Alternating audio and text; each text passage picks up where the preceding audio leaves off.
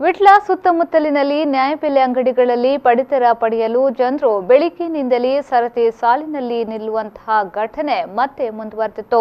ಕೆಲವು ಅಂಗಡಿಗಳಲ್ಲಿ ಶಾಮಿಯಾನವನ್ನ ಕೂಡ ಹಾಕಲಾಗಿತ್ತು. ಬೆಳಗ್ಗೆ 7 ಗಂಟೆಯಿಂದ ರಾತ್ರಿ 9 ಗಂಟೆಯವರೆಗೆ ಪಡಿತರ ವಿತರಿಸಲು ಸರ್ಕಾರ ಆದೇಶ ನೀಡಿತ್ತು. ಆದರೆ ಜನರು ಬೆಳಿಗ್ಗೆ 6 ಗಂಟೆಗೆ ಬಂದು ಕಾಯುತ್ತಿದ್ರು. ಕೆಲವು ಅಂಗಡಿಗಳು 8 ಗಂಟೆಗೆ ಬಾಗಿಲು ತೆರೆದರೆ ಇನ್ನು ಕೆಲವು ಅಂಗಡಿಗಳು 9 ಗಂಟೆಗೆ ಬಾಗಿಲು ತೆರೆದಿತ್ತು. ವಿಟ್ಲ ಅರಮನೆಯ ರಸ್ತೆಯಲ್ಲಿರುವ ಪಡಿತರ ಅಂಗಡಿಯ ಪ್ರಮುಖ ಗೇಟ್ ಮುಚ್ಚಿರುವುದರಿಂದ ಜನರು ಬೆಳಿಗ್ಗೆ 6 ಗಂಟೆಗೆ ಆಗಮಿಸಿ ಸಾಲು ಕಟ್ಟಿ ನಿಂತಿದ್ದಾರೆ. ರಸ್ತೆಯುದ್ದಕ್ಕೂ ಜನರ ಸರತಿ ಸಾಲು ಕಂಡು ಬಂದಿದೆ. 8:45ಕ್ಕೆ ಸಿಬ್ಬಂದಿಗಳು ಆಗಮಿಸಿ ಬಾಗಿಲು ತೆರೆದಿದ್ದಾರೆ. ಬಳಿಕ ಗ್ರಾಹಕರಿಗೆ ಕುಳಿತುಕೊಳ್ಳಲು ಕುರ್ಚಿಯನ್ನ ಅಳವಡಿಸಿದ್ದಾರೆ. ವಿಟ್ಲದ ವ್ಯವಸಾಯ ಸಹಕಾರಿ ಸಂಘದ ಅಂಗಡಿಯ ಮುಂಭಾಗ ಶಾಮಿಯಾನ ಹಾಕಲಾಗಿತ್ತು. ಇದು ಸರತಿ ಸಾಲಿನಲ್ಲಿ ನಿಂತ ಜನರಿಗೆ ಸಹಕಾರಿಯಾಗಿದೆ. ನಿಲ್ಲಲು ಮಾರ್ಕ್ ಅನ್ನು ಹಾಕಲಾಗಿದ್ದು ಅದರಂತೆ ಜನರು ಬಂದು ನಿಂತು ಸಹಕರಿಸಿದ್ದಾರೆ.